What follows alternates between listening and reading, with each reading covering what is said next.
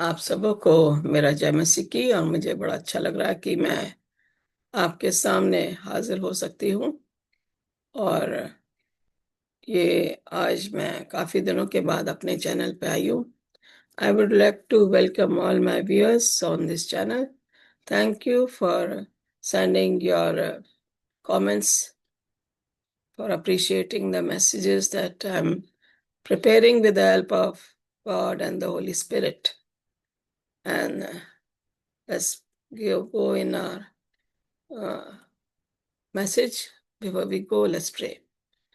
Our Father in heaven, once again, we want to thank you for the wonderful time you've given me so that I can go on with my new message for today. Fill me with your Holy Spirit so that each word that I speak will be your word and not my word. Forgive my sins and shortcomings as I am a great sinner. We want to pray for all the viewers who are going to watch this message. If they have not subscribed, help them to subscribe to this channel so that they'll be able to get my other messages. Bless all the viewers in a very special way and their families. For we ask these few blessings in Jesus' name. Amen. जैसे कि मैंने कहा, आज हमारा नया संदेश है। बड़ा अच्छा लग रहा है कि मैं आपके सामने अपने संदेश में जा सकती हूँ। और आइए हम अपने संदेश में जाएंगे अपनी स्लाइड्स के द्वारा। और यहाँ पे जैसे आप देख रहे हैं, power of the cross. Okay, क्रूस की ताकत या क्रूस की शक्ति। When we look at the cross, we come to know the person who was crucified. जब हम क्रूस को देखते तो हमें यीशु मसीह की याद आ जाती है, जो हमारे पापों के लिए क्रूस पे चढ़ाया गया। और वो क्रूस को देखते हुए हमारे अंदर एक अजीब से बल, अजीब सी शक्ति आ जाती है। When we look at the cross, we are reminded that Jesus died for my sins. And when we look at the cross, there's a special strength and energy I get that there's one person who died for me. एक ऐसा शख्स है जो मेरे पापों के लिए मारा गया। और इसलिए आज का जो मेरा टाइटल है वो है पावर ऑफ द क्रॉस। क्रूस में शक्ति है, क्रूस में बल है, क्योंकि ये क्रूस मसीह ने आपके और मेरे लिए उठाया था। Now when we look at here, we have taken this passage from 1 Corinthians chapter 1 verses 18 to 24। पहला करंथियों पहला अध्याय 18 से 24 के बारे में आज हम अध्ययन करेंगे। और यहाँ पे लिखा हुआ है गॉड्स कैटेगरीज। ओके, क्या है खुदा की विचित्र चीजें। यहाँ पे कह रहा, those who are perishing they see the word of the cross as foolish, us who are being saved, they see the word of the cross as God's power. Notice there isn't a third category. यहाँ पे दो ही चीजों का जिक्र किया गया है। जो तबाह हो रहे हैं उनको क्रूस के लिए कोई मतलब नहीं है, क्रूस उनके लिए एक मूर्खता है। लेकिन जो विश्वासी है उनके लिए क्रूस ही सब कुछ है। ओके, क्योंकि क्रूस की कथा नाश होने वालों के लिए निकट मूर्खता है। The people who are perishing, for them cross is nothing, but the people who believed, for them cross is everything. परंतु हम उद्धार पाने वालों के निकट परमेश्वर की सामर्थ्य है। We have the strength. Now we say, I can do all that with Christ. That strengthens me. यीशु मसीह के सहारे मैं कुछ भी कर सकती हूँ जिससे मुझे बल मिलता है। हम लोग क्योंकि विश्वासी हैं और अविश्वासियों से हमारा कोई लेना देना नहीं है, इसलिए परमेश्वर की सामर्थ्य हमारे अंदर है। Because we are the believers in Jesus Christ and we have nothing to do with the people who are perishing, who do not want to turn from their evil ways. So then definitely they're going to be perishing. So let's go a little further what the scripture is telling us. 1 Corinthians chapter 1 verses 18 to 24. Two kinds of people are there, believers and unbelievers. Okay, एक विश्वासी और दूसरा अविश्वासी। Unbelievers look at the message of the cross, क्रूस को देख रहे हैं लेकिन वो सोच रहे हैं ये मूर्खतापूर्ण है, ये क्रूस जो है मेरे लिए अड़चन है, it's a stumbling block, a barrier. Cross for them is barrier, people who do not believe on Christ. The cross for them is power and wisdom of God for the people who believe on Jesus Christ, because they know the value of cross. When we look at Romans 1:16, हम यहाँ देखेंगे, for I am not ashamed of the gospel of, ashamed of the gospel, for it is the power of God for salvation to everyone who believes, to the Jew first and also to the Greek. Let's read from Romans 1:16 in Hindi. It says, क्योंकि मैं सुसमाचार से नहीं लजाता, इसलिए कि वो हर एक विश्वास करने वाले के लिए, पहले तो यहूदी फिर यूनानी के लिए उद्धार के निमित्त परमेश्वर की सामर्थ है। मैं किससे नहीं लजाता? सुसमाचार से मैं नहीं लजाता हूं। क्यों? ये मेरे लिए, पौलुस के लिए फक्र की बात है। He is not afraid, he is not ashamed to preach the word of God. And therefore he says, it is for everyone who believes. When he is preaching about the good news, it's a salvation of God for us if we believe. First message goes to the Jew and then it goes to the Unani or Greek. पहला मौका जो मिला है वो यहूदियों को मिला है, दूसरा अन्य जातियों को, यूनानियों को, कि उनके पास भी ये सुसमाचार जाए। आइए हम गलतियों 3 अध्याय की 13वीं आयत में भी अगर हम देखें, ये कहता है 3 का 13, मसीह ने जो हमारे लिए शापित बना, Christ redeemed us from the curse of the law, having become a curse for us. मसीह ने जो हमारे लिए शापित बना, हमें मोल लेके व्यवस्था के शाप से छुड़ाया, क्योंकि लिखा है, जो कोई काट पर लटकाया जाता है वह शापित है। The one who is hanging on the cross is cursed. A curse is put on him. So therefore he says that Jesus was on the cross. He had to suffer the curse on behalf of us. हमारे लिए वो एक श्राप बन गया, और वो श्राप जो बना है वो हमें हमारे पापों से छुटकारा के लिए। He bore the curse because he was taken to the cross. Let's read another text, 1 Thessalonians chapter 1 verse 10. And here it says in Hindi, I'll read first in English. Jesus came and died to deliver us from the wrath of God. यीशु मसीह आया और उस मौत से उसने हमें छुटकारा दिलाया। ये उस दिन होगा जब वह अपने पवित्र लोगों में महिमा पाने और सब विश्वास करने वालों में आश्चर्य का कारण होने आएगा, क्योंकि तुमने हमारी गवाही पे विश्वास किया है। Okay, sorry, I read First Thessalonians, I read Second Thessalonians. First it says here, पहला थेसलोनियों 1:10 में इस तरीके से लिखा है, और उसके पुत्र के स्वर्ग पे से आने की बात जोते रहो, जिसे उसने मरे हुए में से जिलाया, अर्थात यीशु की, जो हमें आने वाले प्रकोप से बचाता है। Jesus is going to save us from the wrath of God, because he has already died for your sins and my sins, and he has shown us the way to salvation. This is what cross is. यही क्रूस है जो हमें उद्धार का, मुक्ति का मार्ग दिखा रहा है, किन लोगों को? जो उस पे विश्वास करते हैं। The cross is a power to those who believe on Jesus Christ and his death on the cross. The cross is nothing for the people who do not believe on God. जो यीशु में विश्वास नहीं करते, उनके लिए क्रूस कुछ भी नहीं है। इसलिए जो है हमें यीशु में विश्वास करना है, क्योंकि उसने हमें चुना है। यहाँ पे लिखा हुआ है पहला थिस्सलुनीकियों 1:10 और रोमियो 1:16 भी हम देखेंगे।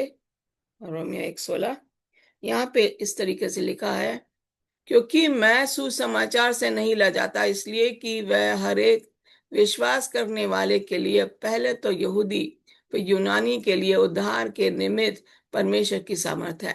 एंड पहला थिस्सलुनीकियों 1:10 कह रहा है, और उसके पुत्र के स्वर्ग पर से आने की बाट जोते रहो, जिसे उसने मरे हुए में से जिलाया, अर्थात यीशु की, जो हमें आने वाले प्रकोप से बचाता है।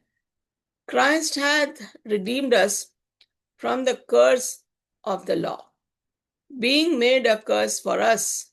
It is written, cursed is everyone that hangeth on a tree. जो पेड़ पे लटकाया गया उसके लिए एक शाप बन जाता है। मसीह ने व्यवस्था के शाप से हमें मूल्य चुकाकर छुड़ाया है। What is the price Jesus has paid for us? His blood on the cross. He bore the curse on the cross when he was hanged on the cross. And he saved us by purchasing us by his blood on the cross. अपने लहू से जो उसने क्रूस पे हमारे लिए बहाया, हमें क्या करा? श्राप से मुक्ति करी, और ताकि हम आने वाले प्रकोप से, परमेश्वर के आने वाले प्रकोप से हम बच सके। यीशु ने पहले ही हमारे लिए रास्ता खोल दिया। Christ has already opened a way for us that even before God's wrath is upon on the people who do not believe him. There is a way Jesus has opened up for us by dying on the cross and shedding his blood. उसने क्रूस पे चढ़ के हमारे लिए अपना लहू बहा के हमें परमेश्वर के प्रकोप से बचा लिया। यहाँ पे कह रहा है मत्ती 10:34 से 39 में, cross changes a relationship. Okay, कैसे क्रूस जो है हमारा रिश्ता जो है बदलता है। आइए हम मत्ती 10वां अध्याय और 34 से 39 तक हम देखेंगे। We'll just go into Matthew chapter 10 verses 34 to 39. And how is it related to us? The cross is related to us. Let's see it in Matthew chapter 10 verses 34 to, ये ना समझो कि मैं पृथ्वी पे मिलाप कराने आया हूँ। मैं मिलाप कराने नहीं, तलवार चलाने आया हूँ। मैं तो आया हूँ कि मनुष्य को उसके पिता से, बेटी को उसकी माँ से और बहू के उसके सास से अलग करूं। मनुष्य के बैरी उसके घर पे ही रहेंगे। Now here it says, the relationship that we have with our family members. He's saying, I have come to give them the relief from their family members because the enemies are in our own home. It says, मनुष्य के बैरी उसके घर के ही लोग हैं। We don't have to go anywhere to look for our enemies. They are in our home. So Jesus has come to release us from that bond that we are so much having the bond with our family members, not knowing that we have the enemies in our own family members. Our relationship with God is clear. हमारा रिश्ता परमेश्वर के साथ सही है। यहाँ पे कह रहा है, जो अपने प्राण बचाता है वैसे खोएगा, जो मेरे कारण प्राण खोता है वो पाएगा। The person who dies on my behalf or for me is going to have eternal life. The person who is trying to go into the worldly things, he will not have eternal life. He is going to suffer. And therefore he says, our relationship, we have to be very careful. Whom are we trusting? हम किसके ऊपर भरोसा कर रहे हैं, हमें उसके ऊपर हमें ध्यान देना है। मत्ती 25 में देखेंगे यहाँ पे हमारी डेस्टिनी के बारे में क्या बताया गया है। आइए 25 में भी जाएंगे और 31 से 34 यहाँ पे इस तरीके से लिखा है, जब मनुष्य का पुत्र अपनी महिमा में आएगा, सब स्वर्गदूत उसके साथ आएंगे। ओके, हमारी डेस्टिनी क्या, भाग्य क्या है? जब यीशु इस जमीन पर आएगा तो उसके फरिश्ते उसके साथ आएंगे और वह अपनी महिमा के सिंहासन पर विराजमान होगा। He is be on the throne which is given to him by his father. सब जातियां उसके सामने इकट्ठा की जाएंगी. Everyone is going to be gathered around him. जैसे चरवाहा भेड़ों को बकरियों से अलग करता है, वैसे ही उन्हें एक दूसरे से अलग करेगा. Jesus is going to separate the goats from the sheep and the wicked people from the good people. यीशु मसीह बुरे लोगों को अच्छे लोगों से अलग करेगा. जैसे भेड़ें और बकरियां एक साथ नहीं रह सकती, उसी तरीके से अच्छे लोग, मसीह के लोग, शैतान के लोगों के साथ नहीं रह सकते.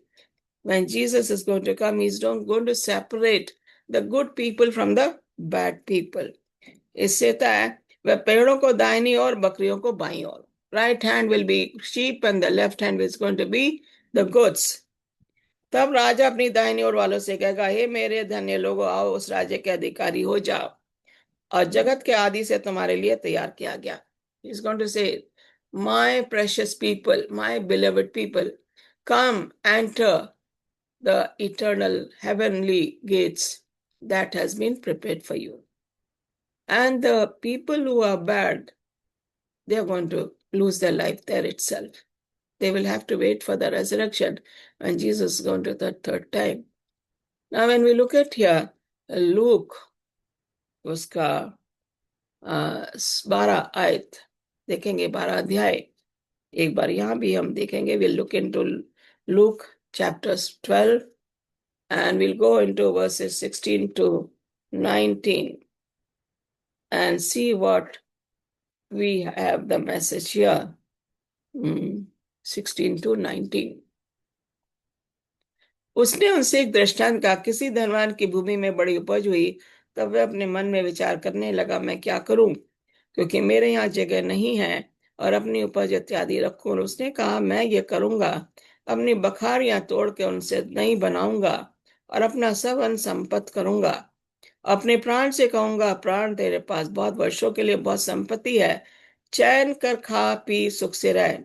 परंतु परमेश्वर ने उसे कहा, हे मूर्ख, इसी रात तेरा प्राण तुझसे ले लिया जाएगा.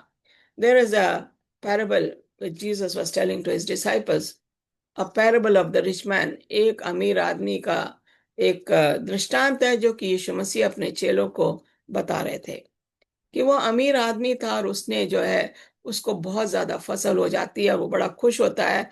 पुराने उसने बांध तोड़ के नई बखारियां बना ली ताकि उसमें सारा अनाज डाल सके. He destroyed the old barns and he built new ones, and he said, here, soul, eat and enjoy. The harvest that I have is going to last as long as I live. Okay. Now, Jesus is trying to tell the people how he is, this foolish man is thinking this is his life. ये जो मूर्ख आदमी है ये सोच रहा है यही मेरा जीवन है. अब मैंने इतनी फसल लगा ली, मैंने इतने बखारियां लगा दी, सारे मैंने जो है वो इकट्ठा कर दिया, अब तो मैं आराम से खा पी सकता हूं, मुझे किसी चीज की जरूरत नहीं है. He thought he did not lack anything, and therefore he says, eat and be merry as long as you live. तो वो आज के बारे में सोच रहा था, कल के बारे में नहीं सोचा. वो इस जीवन के बारे में सोच रहा था. He was thinking of this life, not the eternal life. And therefore, he was enjoying. He thought, I have everything in abundance. I don't need anything. And therefore, he says, eat and be merry as long as I live. And as a message for him, he says, God told him, foolish fellow, this very night your life will be taken away from you. क्या हमें आज की चिंता करनी चाहिए? Should we worry about today? Or should we worry about the life that we have, the 5 years or 10 years that we have? We have lived 60, 70, 80 years. And that should we worry about that small life that we have? Or should we go on working for the eternal life that Jesus is going to give us? क्या हमें ये छोटा जीवन जो 70 साल, 65, 80 के हो गए, हम सोच रहे हैं अब तो हमारा जीवन बहुत ही खुशहाल हो रहा है। क्या हमें इसकी चिंता करनी चाहिए या अनंत जीवन की चिंता करनी चाहिए? उस आदमी ने कहा, हे मेरे प्राण, बहुत है मेरे पास, किसी चीज की कमी नहीं है, खाओ पियो मौज करो। परमेश्वर ने कहा, मूर्ख आदमी, आज ही तेरा जीवन तुझसे अलग कर दिया जाएगा। Your life will be taken away from you. This is what God tells him. This is what we feel we have in our heart. What we have is enough. We don't need to bother about the next life. We don't even think Jesus is going to take us to heaven and give us eternal life. हम ये भी नहीं सोचते कि यीशु के द्वारा हमें अनंत जीवन मिलेगा। हम आज के बारे में सोचते हैं। We think about today. Let's read Galatians chapter 2 verses 20. It says, yeah, मैं मसीह के साथ क्रूस पर चढ़ाया गया। I have been crucified with Jesus. मैं मसीह के साथ क्रूस पर चढ़ाया गया हूं। अब मैं जीवित ना रहा। It's not me who is living, Paul is saying. I have been crucified with Christ. It's not me who is living. He's saying, जो परमेश्वर के पुत्र पर है, जिसने मुझसे प्रेम किया और मेरे लिए अपने आप को दे दिया। It's Jesus who is living in me. I wish we could say that. मैं मसीह के साथ मर गया। मैं जीवित नहीं हूं, लेकिन मसीह मुझ में जिंदा है। काश कि हम ऐसा कह सकते हैं अपने लिए, तो हमारा जीवन जो है और अच्छा हो जाएगा। कफस पहला करंथियों 1:19 में लिखा, क्योंकि लिखा है कि मैं ज्ञानवानों के ज्ञान को नाश करूंगा और समझदारों की समझ को तुच्छ कर दूंगा। For it is written, I will destroy the wisdom of the wise and will bring to nothing the understanding of the prudent. Okay. समझदारों की समझ को तुच्छ कर दूंगा और जो ज्ञान वाले हैं, बुद्धिमान है, उनकी बुद्धि को मैं नष्ट कर दूंगा। He says, those who are educated and who thinks they know too much, I will destroy the wisdom and I will bring to nothing the understanding of the prudent. समझदारों की समझ को मैं तुच्छ कर दूंगा। ये परमेश्वर पौल बता रहा है हमें पहला करंथियों और 1:19 में। 1:20 में पौलुस हमें बता रहा है कहाँ है ज्ञानी, where are the wise. He says, ज्ञानी व्यक्ति, where is the wise man. कहाँ है विद्वान, वेयर इज द स्क्राइब। और इस युग का पास्टरती कहाँ है, where is the disputer of this world. Hath not God made foolish the wisdom of this world? क्या परमेश्वर ने संसारिक बुद्धिमानी को मूर्खता सिद्ध नहीं किया? Now, therefore, it says in the book of Proverbs, lean not on your understanding. The man is bound to lean on his own understanding. आदमी अपनी समझ का सहारा लेता है। यहाँ पे पौलुस में बता रहा, वो कहाँ है व्यक्ति जो कि अपने आप को बहुत ज्यादा अक्लमंद या ज्ञानी समझता है? वो कहाँ है जो अपने आप को बहुत विद्वान समझता है, मेरे अलावा कोई दूसरा विद्वान नहीं हो सकता? वो अपने घमंड में रहता है। और इस युग का शास्त्रार्थी, ओके, डिस्प्यूटर ऑफ द वर्ल्ड, शैतान कहाँ पर है? ओके, क्या परमेश्वर ने सांसारिक बुद्धि को मूर्खता सिद्ध नहीं किया? The wisdom of the world has been destroyed by God. So nobody should think, I am the wise person. Before me, nobody is wiser than me. Nobody is educated like me. Arrogancy is not required here. Pride is not required here. जो विद्वानी है उनमें घमंड है, परमेश्वर ऐसे लोगों को क्या करेगा? उनका सत्यानाश करेगा। The wise who think they are the wise people, God is going to destroy their wisdom and their foolishness. This is what God is going to do. Let's see. For after that, in the wisdom of God, the world by wisdom knew not God. क्योंकि उनके परमेश्वर के अनुसार संसार ने ज्ञान से परमेश्वर को ना जाना, तो परमेश्वर को यह अच्छा लगा कि इस प्रचार की मूर्खता के द्वारा विश्वास करने वालों को उद्धार दें।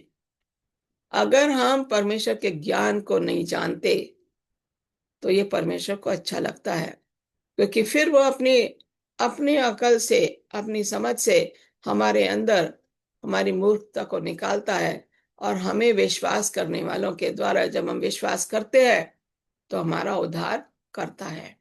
For after that, in the wisdom of God, the world by wisdom knew not God.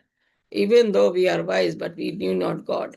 But God, when God is happy when God says, okay, they don't know whether they are wise or not. But then God gives us wisdom and opens the way for the salvation for us. उद्धार करने वालों का रास्ता वो हमारे लिए खोल देता है, हमारी मूर्खता को जो है वो एक तरफ कर देता है। तो आइए हम इसी तरीके से यहाँ पे परमेश्वर के साथ चले। यहाँ पे कह रहा पहला करंथियों 1:22, यहूदी यहूदी तो चिन्ह चाहते हैं, यूनानी ज्ञान की खोज में है।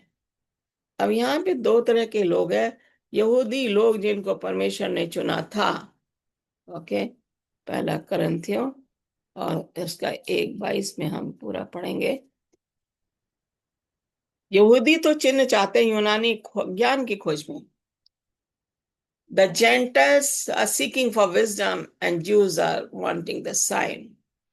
एक बार मुझे याद, मैं पढ़ रही थी कि चेलों ने यीशु से पूछा कि हमें चिन्ह दिखा कि इस दुनिया में क्या होने वाला है। तो उन्होंने कहा यहूदी तो चिन्ह चाहते हैं और यूनानी ज्ञान की खोज में रहते हैं। ईश्वर की ओर कौन जा रहा है? Nobody is thinking about God. They're asking for sign. One place Jesus also told his disciples, said, "Blessed are the ones who have not seen me yet believe on me." यहूदी तो चिन्ह चाहते हैं, यूनानी ज्ञान की खोज में हैं। तो हम अगर ज्ञान की खोज में हैं, तो ये कहता है seek ye first the kingdom of God and all these things will be added unto you. परमेश्वर के ज्ञान की खोज करो, तुम्हें सब चीजें मिल जाएंगी। क्या हम परमेश्वर के ज्ञान की खोज कर रहे हैं? आज हमें परमेश्वर के ज्ञान की खोज करने की जरूरत है। यहाँ पे कह रहा we preach Christ crucified Jews a stumbling block and to Gentiles foolishness. परंतु हम तो उस क्रूस पर चढ़ाए हुए मसीह का प्रचार करते हैं, जो यहूदियों के लिए ठोकर का कारण और अन्य जातियों के लिए मूर्ख बना। परंतु हम तो उस क्रूस पे चढ़ाए हुए मसीह का प्रचार करते हैं। Jesus was crucified and we preach about that to the people. प्रचार करते हैं जो यहूदियों के निकट ठोकर खा के और अन्य जातियों के निकट मुक्ता है।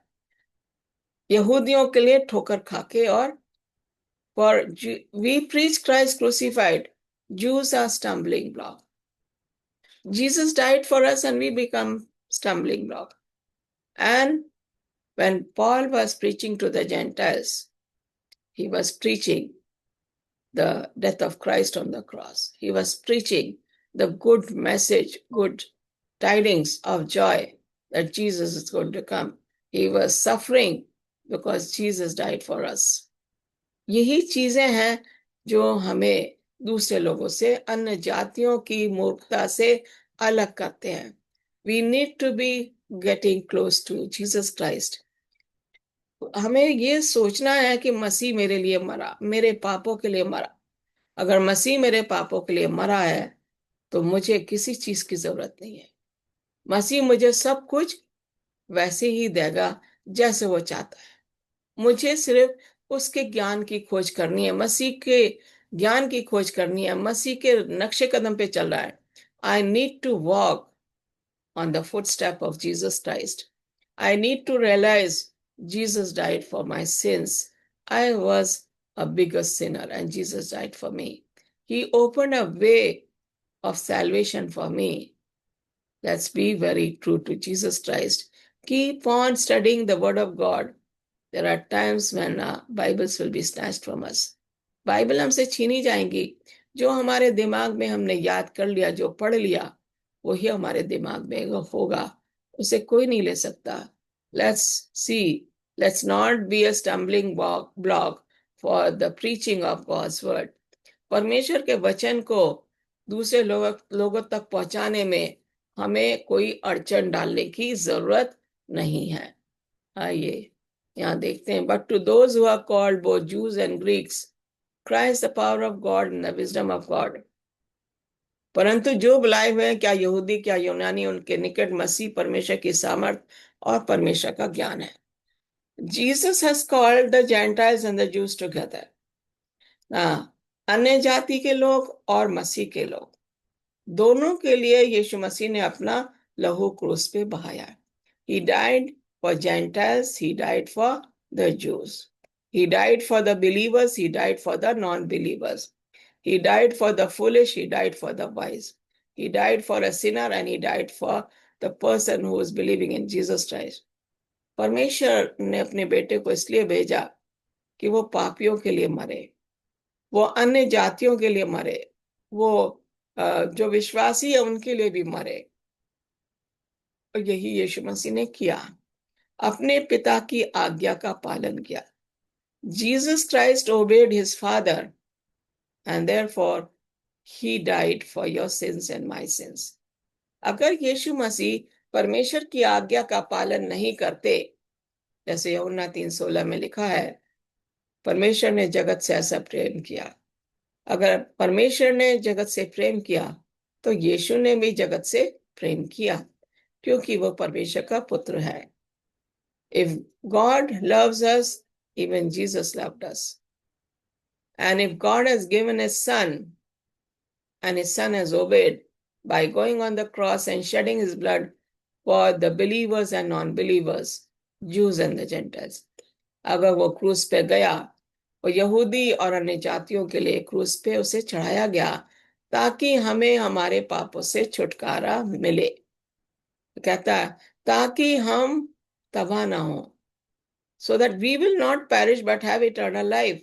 यीशु यही चाहता कि हम सब उसके निकट आए, उसके वचनों को पढ़ें, उनके वचनों का पालन करें, आज्ञा का पालन करें, तभी हमारे लिए अनंत जीवन वो तैयार कर रहा है. क्या आप अनंत जीवन चाहते हैं? Are you trying to head on to work for the eternal salvation that Jesus has offering to you? यीशु मसीह जो आपको अनंत जीवन देने पर है, क्या आप उसकी आज्ञा का पालन कर रहे हैं कि नहीं? परमेश्वर आपको आशीष दे. God bless you.